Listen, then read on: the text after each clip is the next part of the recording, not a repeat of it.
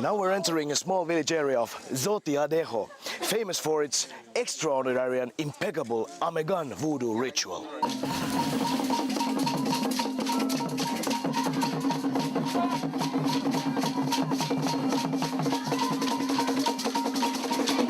In this ritual, the whole village is drumming and singing and contacting the gods. And some of the villagers will get the spirits inside them. They go into trance and just completely blast all over. It's a very powerful experience to testify all this.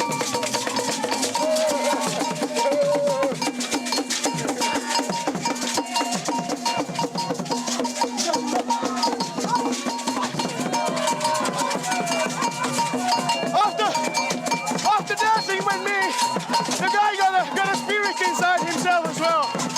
I must say this thing is a very strange and powerful feeling inside.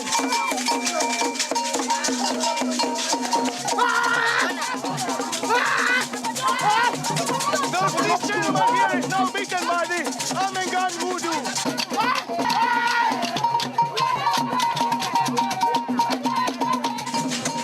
So the fellow grabbed a bottle and broke some glass inside his fist to get some blood out. And the other guys was just taking it away for safety reasons. But all these kind of things can happen when you are in a powerful trance. There you can see a deity, another god, and this guy is beating his head against the wall. But the spirit is so strong that he doesn't feel anything.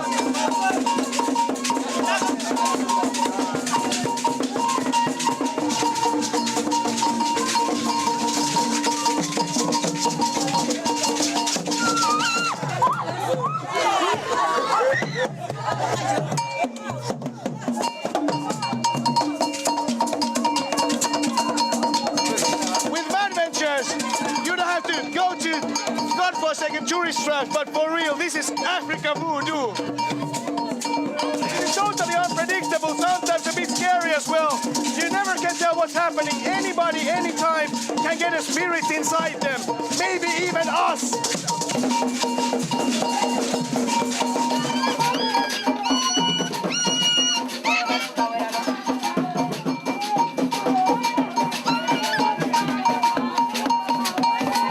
Outside the central drumming area, there's another deity here.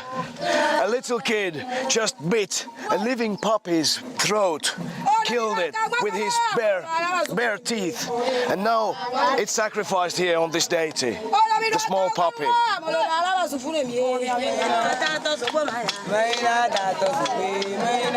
It's very strong, it's moonshine, palm wine.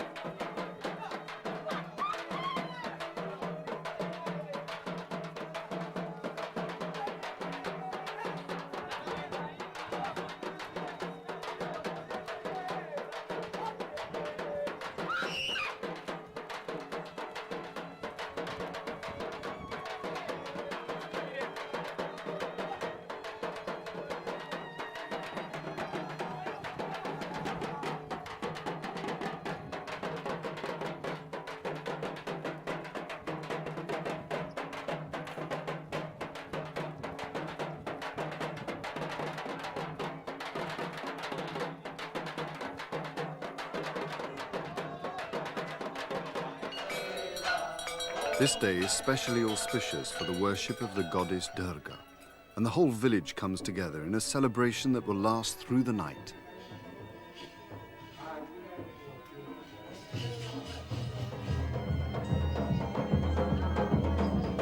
The evening begins with a dance of worship, with the devout carrying flaming pots.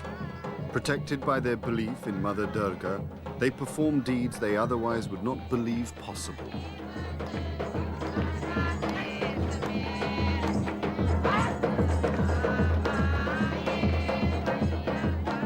The fortunate will be possessed by the spirit of the goddess. The clay lamps are replaced by the more deadly sword, the weapon that Goddess Durga uses in her battle to rid the world of evil.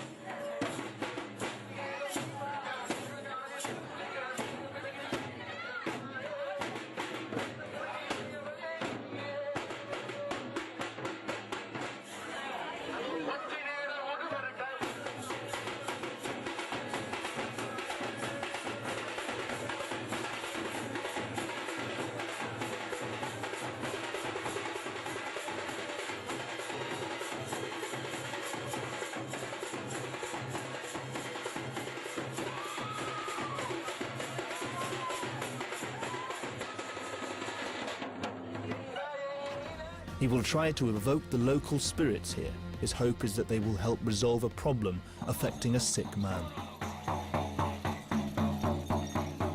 The ritual follows a standard scenario. The shaman gradually enters a trance. The tamborine's rhythmic tempo quickens, and the shaman's movements become ever more abrupt and jerky.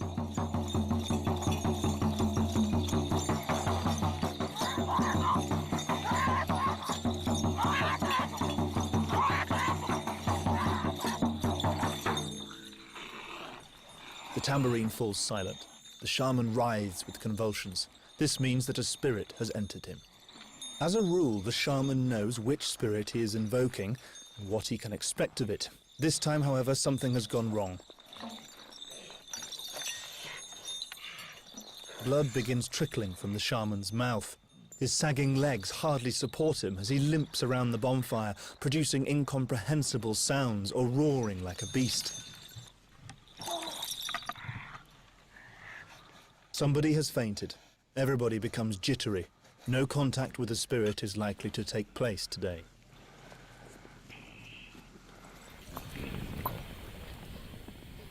The tension dies down a few minutes later when a spirit in the shape of a shaman accepts a gift and begins gesturing as he squats near the sick man.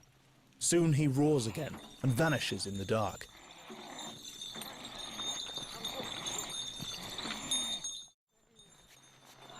Soon Tiergen is found lying face down in the snow. He has absolutely no idea of what happened to him only a short while ago. Even so, the ritual has to go on. A spade with a handful of red-hot coals taken from the bonfire is moved close to the shaman's face. As the sick man looks on, the shaman grabs the coals, shoves them into his mouth and chews them and spits them out into the snow. How many ailments have been defeated in today's ritual depends on the number of coals chewed by the shaman. In contemporary Korea, many shamans worship Changun, the spirits of warrior generals. 나라 장군님도 있고요. 또는 그 중국에서 오시는 관훈장이라든지 이런 장군님도 모십니다. 또는 일본 장군님도 모시세요. 저희가 징기스칸도 모시고요. 그러니까 In her home, Shaman Sokyong-uk keeps a special shrine dedicated to General Chae-yong, who died as a national hero in 1388.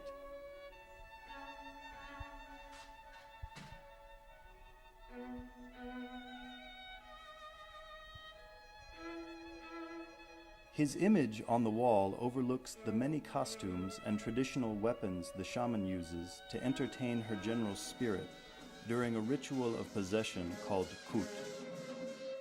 When shamans invite the spirits of Changun to possess them, they exhibit behaviors very different from those of their daily lives, including some traditionally considered masculine. 저는 술, 담배를 못 해요. 술도 못 먹고 담배도 못 펴요. 그런데 이 장군복 입고 굿할 때 장군복 입고 장군신이 들어오면은 술 먹고 담배 피고 있는데 괜찮아요. 안 아파요. 왜요? 어떻게? 글쎄 모르겠어요.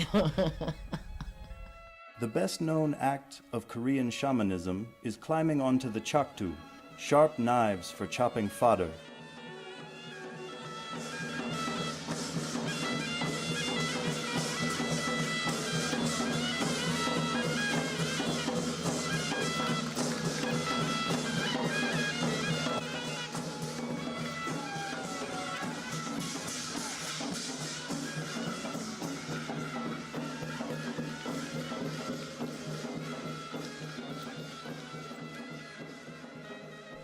작두 타면 기분 좋아요. 작두 타면 기분 좋고 높이 이렇게 놓고 위에 올라가서 타잖아요. 옛날에는 이 작두를 타려면은 작두 신령, 작두 장군이 이렇게 모셔야만이 들어와야만이 작두를 탄다고 나는 생각을 하거든요. 근데 지금 저는 이 시를 받고 나서 1년 있다가 기도 드려서 1년 있다가 점 볼 때 이 작두를 가지고 어떤 분이 갑옷을 입고 이렇게 들어오시더라고요. 작두 2개를 가지고. 그래서 법당 위에다 갖다 놓는 거를 내가 하고 그때부터 작두를 타기 시작했는데요. 작두를 타면은 기분 좋고 너무너무 좋고.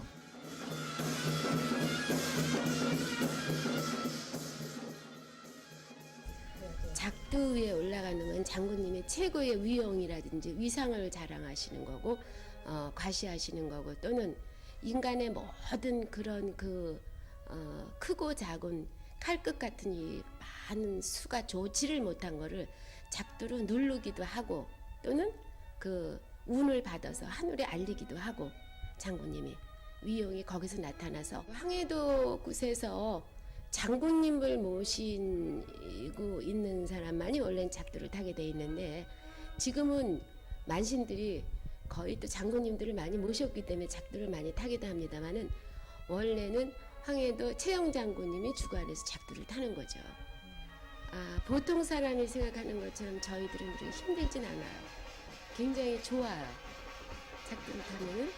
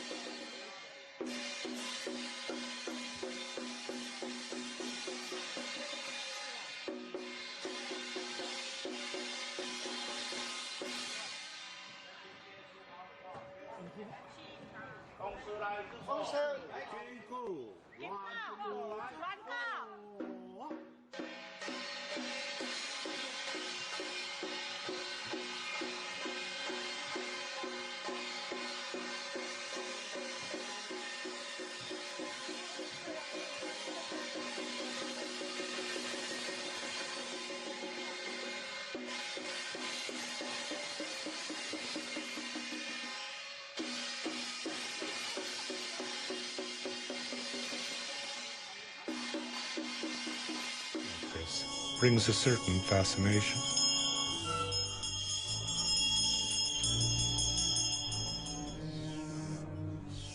The Nei Chung, as the principal state oracle, goes first into trance.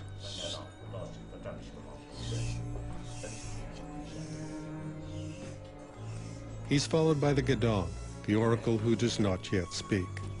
The Dalai Lama believes it may be because of his physical condition. He contracted tuberculosis when he came to India from Tibet.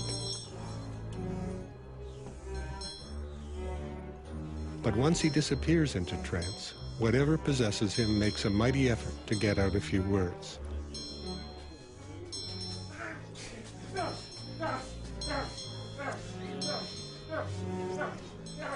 Finally, the Tenma is brought in. While she's not a state oracle, she is a protector of the Buddha Dharma, the vast body of Buddhist thought she's been oath-bound to support for the last 1,200 years.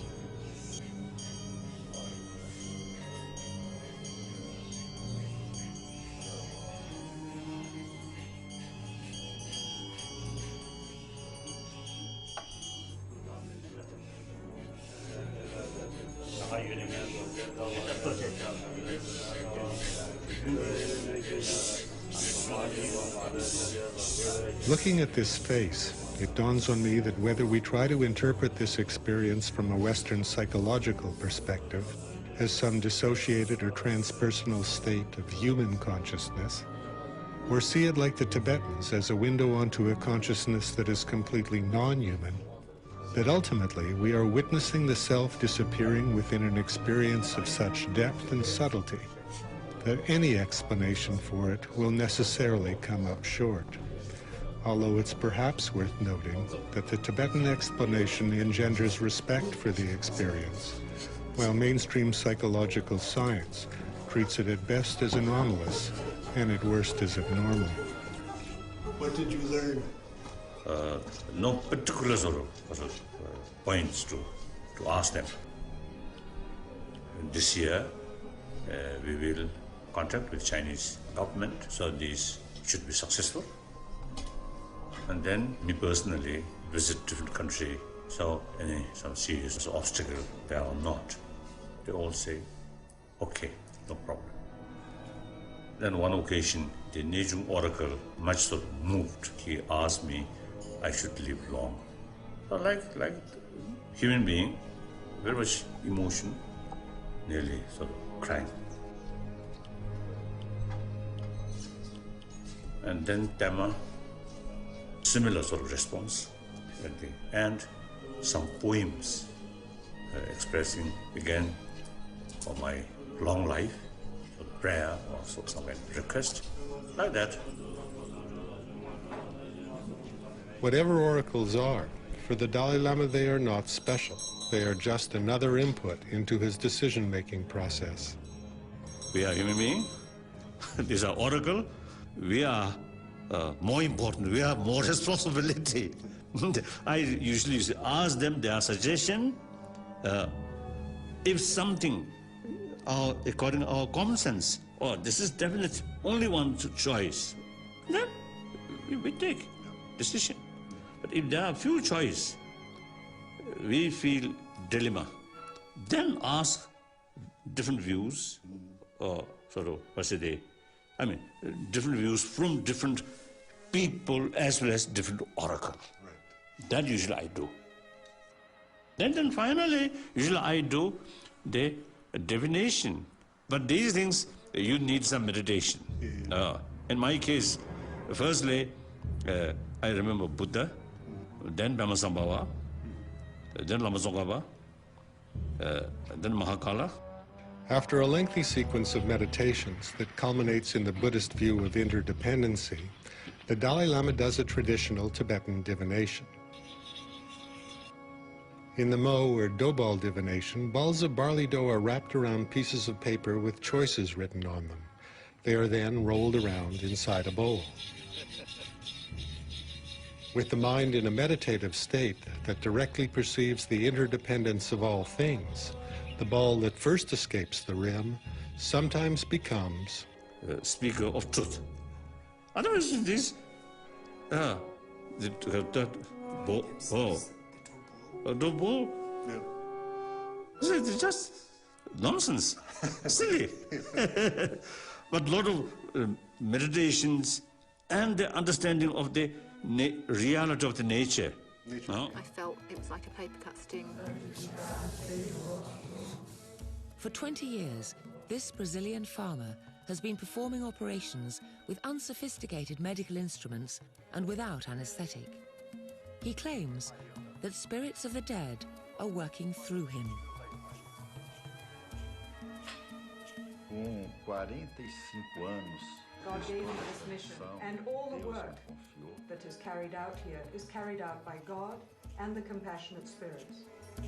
Many say they have experienced miraculous cures, but the evidence for this is anecdotal, not scientific. So if they have, is the key their faith or the ability of the man they call John of God?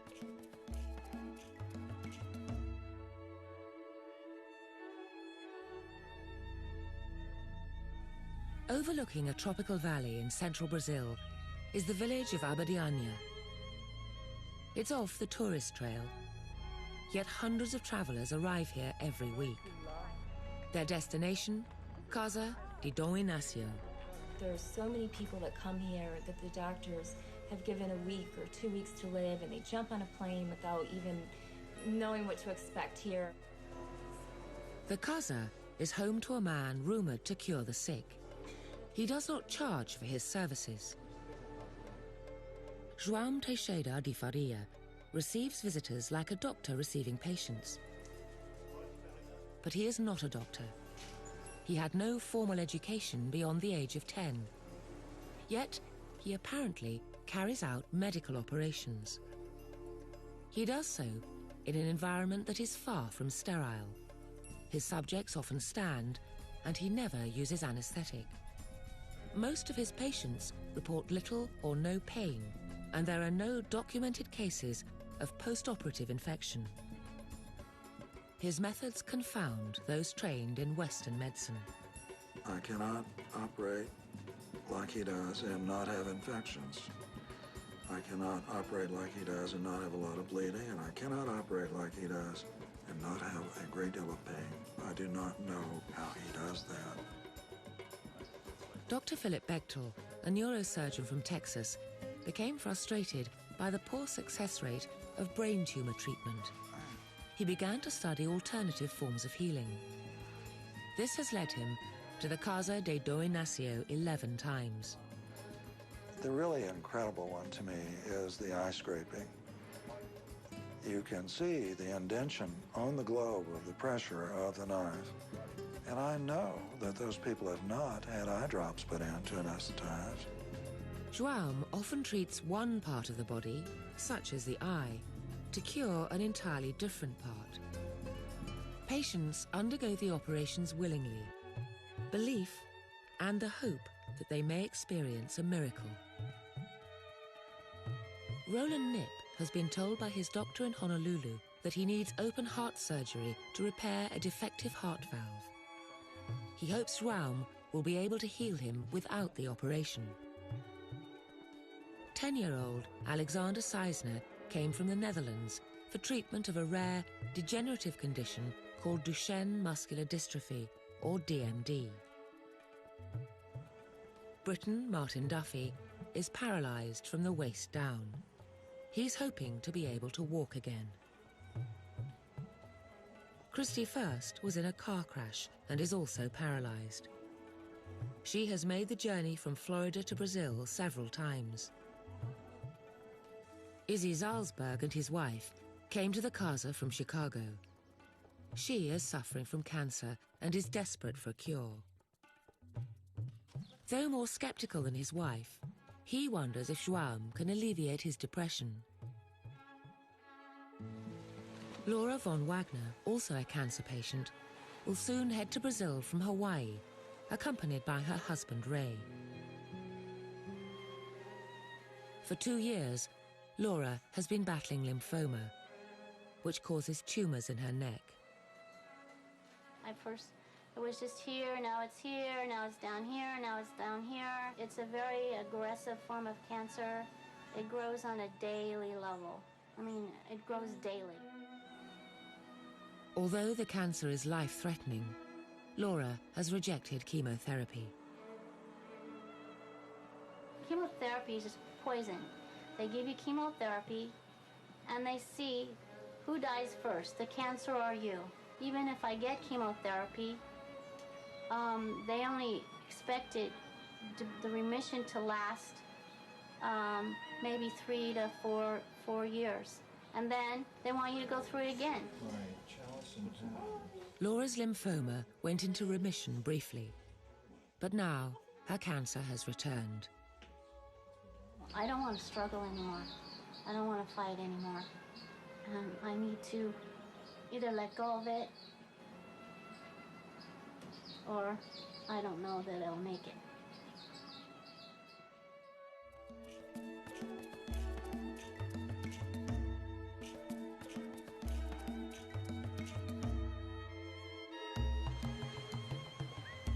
Laura von Wagner has lymphoma.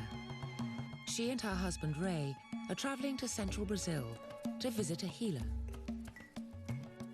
They hope João Teixeira de Faria, also known as John of God, will be able to cure her. Laura's doctor, Galen Yee, is not so optimistic. He questions her choice of treatment. She is going to be spending precious time traveling all the way to Brazil and being away from possibly Western types of medicines that may possibly give her a better chance of treatment. And she may be using this time when she could be here to getting proper treatment. Dr. Yee's views about the sorts of treatments offered by João are common amongst the Western medical establishment. Some go so far as to say the activities at the Casa de Dom Inácio are fakery. One thing is certain: if people are cured, how this is done has not been explained scientifically. That doesn't matter to Laura. She has put her faith in John of God's hands. I feel calm. I feel that no matter what happens, I'll be in a better place at the end. So I'm happy. I just feel that being in that energy is going to be so wonderful. Once at the Casa, that faith will be tested to its limits. Many people come to João expecting an overnight cure for disease, an instant healing of injury.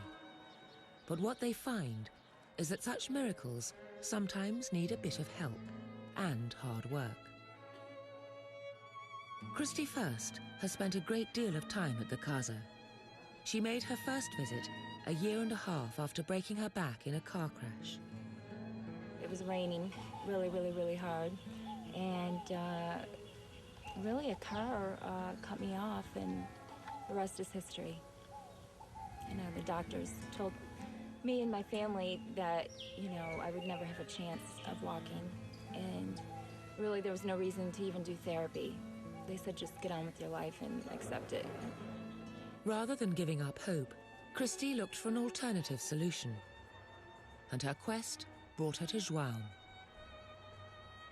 If his actions do lead to healing, the question is how. Brazil is at the center of a belief system called Spiritism. Over 2 million Brazilians subscribe to this philosophy, which usually goes hand in hand with a deep faith in Christianity. It asserts that spirits of the dead operate through certain live individuals. In João's case, the spirits are those of medical doctors who were great healers in their day. João goes into a trance and the spirits operate through him. Dr. Norman Don, a neuroscientist from the University of Illinois at Chicago, has studied trance healers, among them John of God. Such healers claim to have no recollection of what they do during a healing procedure. In the moment that he prepares to receive the helping spirits that God has honored him with, then he says a prayer.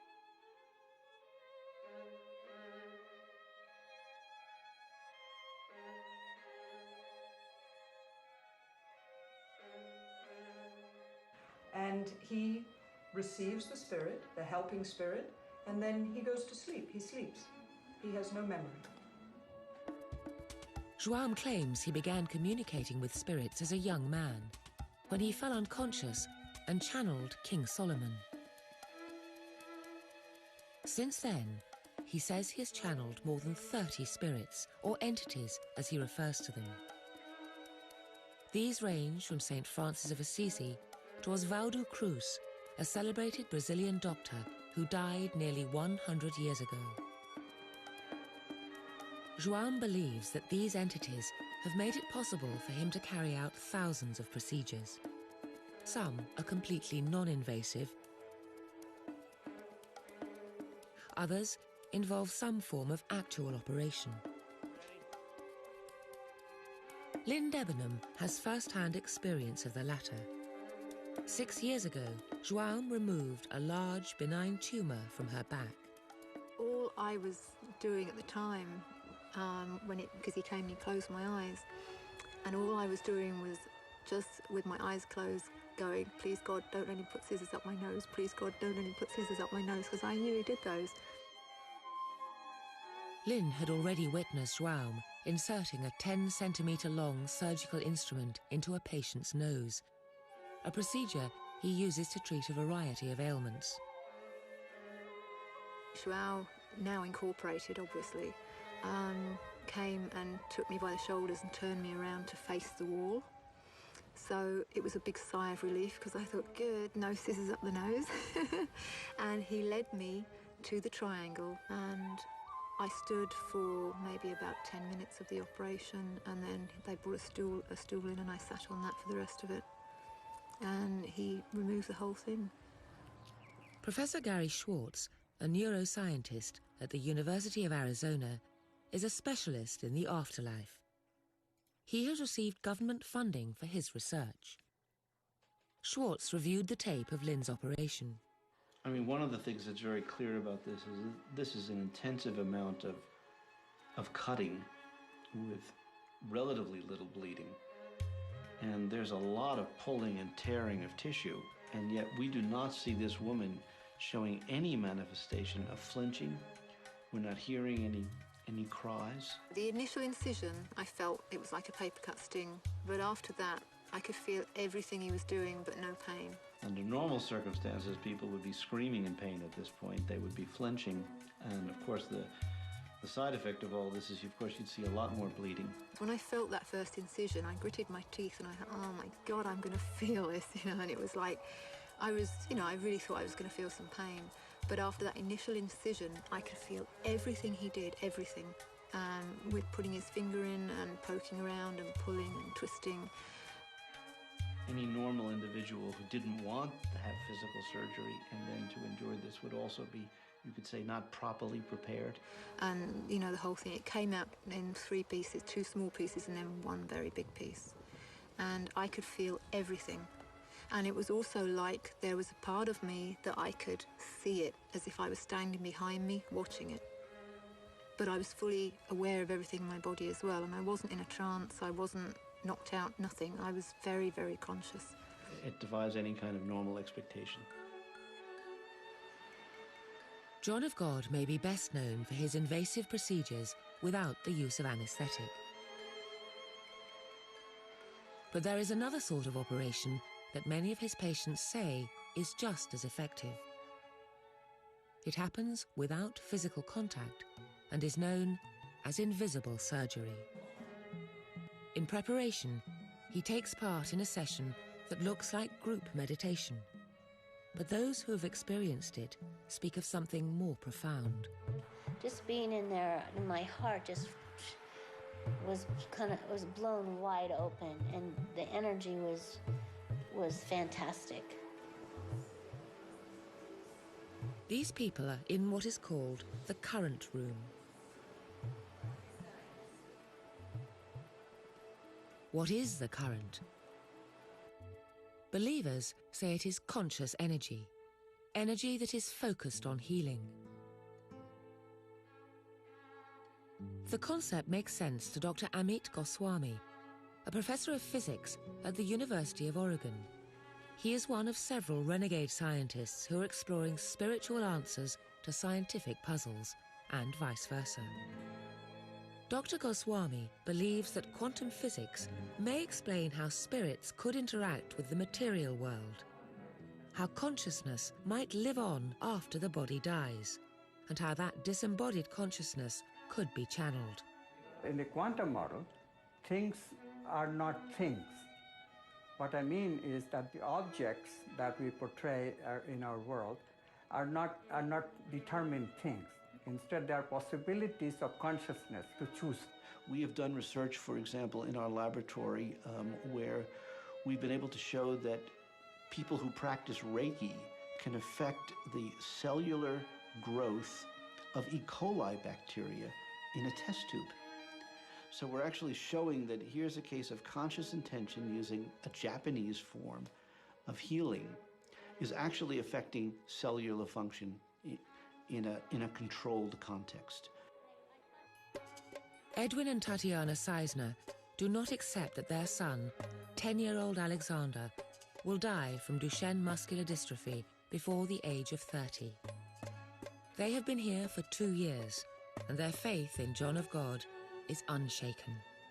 We all have the feeling that Alexander will be cured, and that we have to have faith, and that we have to have patience. As Tatiana said, it's, as also Dominacio told me, when I asked, I said, Father, how long is this going to take? And he said to me, he took my hand, and he said to me, son, you have to realize that curing your son, it's like reborning him. Everything we have to rebuild, it takes time. And I was so overwhelmed by this sentence that I couldn't ask him anymore how much time.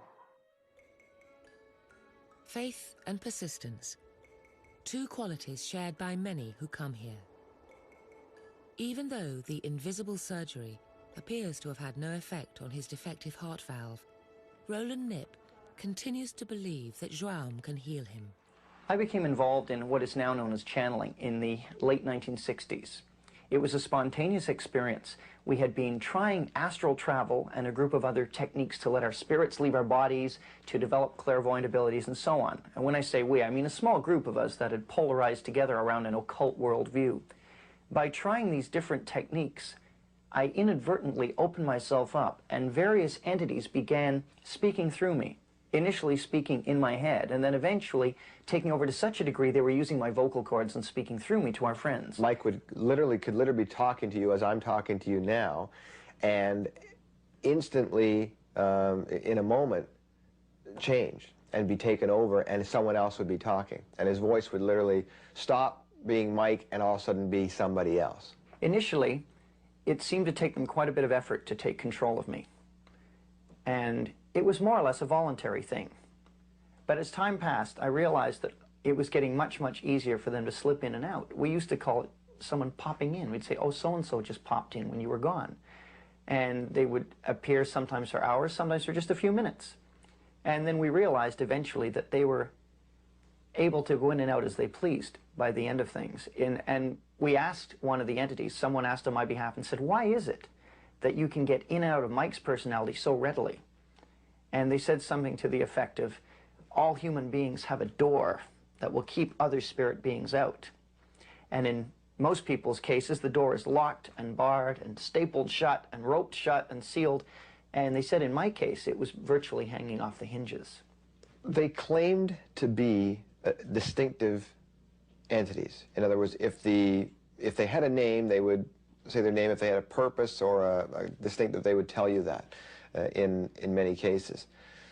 But the range would range from very what we call low-level life forms that really didn't seem to have any purpose except to be pranksters, that sort of thing, on up to through the sort of human range, right on up to the what you call ascended masters, the wise, benevolent, powerful type entities, and the antithesis of that, the evil, powerful, intelligent entities as well. They claim to be ascended masters, highly advanced spirit beings even on other planets, people on various astral planes who had reincarnated and then gone on to perfection, Tibetan Buddhists, people from the past. I mean, there was an entire realm of things that they called themselves. However, the common thread was they were all spiritually pure and were contacting our little group specifically to help us evolve spiritually. Warder often witnessed strange occurrences. He feared the darker controlling entities, one of whom regularly threatened him with knives. Still, he was fascinated by the spirit's powers. One evening when I was over at Mike's place, we were just sitting talking when all of a sudden one of the entities popped in and became visibly angry with, I think, primarily myself, and began ranting and raving. I can't remember the exact words he was saying, but he got up and sort of stormed off into the kitchen. My habit being to always follow Mike into the kitchen or anywhere where there were knives present. And so I just followed, but I was very concerned with what was going on. As I got to the doorway of the kitchen, Mike, quote, Mike was standing and had picked up 2 Coke bottles off the counter, 2 26-ounce Coke bottles, and held them both out in front of him and crushed them simultaneously, one in each hand. Then, unfortunately, Mike, the entity left, and Mike was not able to come back right away. And in that delay time, Mike fell forward into the broken glass, cutting his, I don't know if his hands were cut at that moment or when he actually crushed the bottles, but they were cut fairly badly. He was obviously in shock when he came back. I got him up, moved to the couch in the living room, and again he was taken over, this time by another entity which seemed much gentler, more benevolent, and held out his hands in a very almost pathetic sort of way and said, "Do the wounds on my hands seem familiar to you?" And now we had an entity who was claiming to be or imitating Christ. One of the things the entities used to do was they used to test us. It was as though we were being brainwashed. We'd be told to do something very bizarre immediately, or we'd be told to go at midnight to this certain forest that was very, very terrifying to us because there'd been a number of manifestations there. We'd be told to go alone there at midnight and stay there for an hour and then come home. And they were testing our readiness to respond immediately to their commands. And we were not to test them ever, because they always said proof comes to those who do not ask for it, which sounds vaguely biblical, but it isn't. And I recall one time, one of the entities was put to the test. One of the particular people in the group suddenly spoke to it in German. And the entity, without missing a beat, stopped its sentence with the other person, turned and addressed him in flawless German, and then turned back and continued the conversation. Well, none of us knew German. None of us had studied it at any time. But the entity was able to switch in and out of the other language immediately. While researching mediumship, Western psychologist William James stated, "The refusal of modern enlightenment to treat possession as a hypothesis to be spoken of as even possible, in spite of the massive human experience in its favor, has always seemed to me a curious example of the power of fashion in things scientific." That the demon theory will have its innings again is to my mind absolutely certain. One has to be scientific indeed to be blind and ignorant enough to suspect no such possibility. Well, they claim to be ascended masters, but in reality they were the exact opposite end of the spiritual scale. There's no question in my mind now that they were demon spirits. If you had asked me then, I would have believed entirely that they were higher beings, a higher spiritual order of beings. I wouldn't have believed in demons. I didn't think they existed. I thought they were an invention of the Christian church. In retrospect now, I can see back with horrible clarity that they were malevolent, created, demonic spirits intent on our destruction. In my own case, I recall that some of the entities we had to deal with were overtly violent, almost psychotic. And the others were pure and altruistic, and all they wanted to do was help us, and they would warn us about things that the nasty entities were doing, and they would give us teaching and methods of developing ourselves and so on. In retrospect, I'd like to say that all the entities were equally evil. It was the clever way it was presented by showing this group as overtly evil that made us more ready to accept these guys as the good guys. In reality, they were all in it together. In evaluating the situation, the reason they appeared to be good or evil was to create a contrast and also to create further deception. You know, it was obviously that the whole thing was an incredible deception, but it would have had no credibility if it was obvious as a deception. Obviously, what spirits do is warp people's perception of what reality is about. And I think one of the difficult things is that you are really dealing with people who are being duped, is the best word I could say, and in that handing over of themselves to this power, in that handing over, they're going to see that as good stuff and not see that they are moving towards some very destructive things for themselves and for others. Biblical writers of both Old and New Testament have much to say about the continuous attempt by Satan and evil spirits or demons to deceive the human race. Moses wrote of Satan's enticement and deception of Eve in the Garden of Eden, "You will not surely die, for God knows that when you eat of it, your eyes will be opened and you will be like God." Ramtha, channeled by J.Z. Knight, has stated, "What is termed God is within your being, and that which is called Christ is within your being. And when you know you are God, you will find joy." Helen Schuckman, who claims to channel Jesus, states in her work entitled A Course in Miracles, "God's name is holy, but no holier than yours. To call upon his name is but to call upon your own. You are the Holy Son of God himself." Helen Schuckman, who was a psychologist at Columbia University, and kept hearing this voice that said, "This is a Course in Miracles, take it down. This is a Course in Miracles, take it down." She didn't want to take it down. She was an atheist. She didn't believe in this other dimension.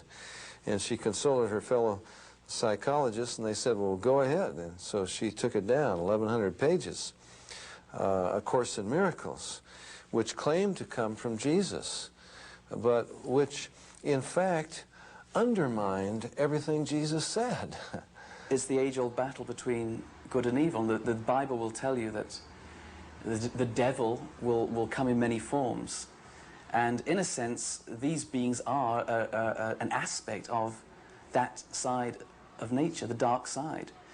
And therefore, they don't like mention of Christ. They won't come out usually and say Christ is bad. They will subtly put Christ down. They will say that Christ wasn't really a truly historic figure, that his deeds have been magnified over the years. All people who are channeling entities, whatever they say they are, Jesus Christ, Buddha, your Aunt Vera, whoever, they're not these pure, altruistic, beautiful beings that they seem to be. If you strip away the covering, you'll find a demon behind every one of these voices, behind every one of the spirits. In fact, one of their most clever ploys is to appear, as the Bible says, even Satan disguises as an angel of light. We're seeing these emissaries of evil that are dressing in the most wonderful packaging, so people are accepting them as genuine. People are seeing them as good and pure, and in reality, even the good ones are demon spirits. Very clever and subtle manipulation.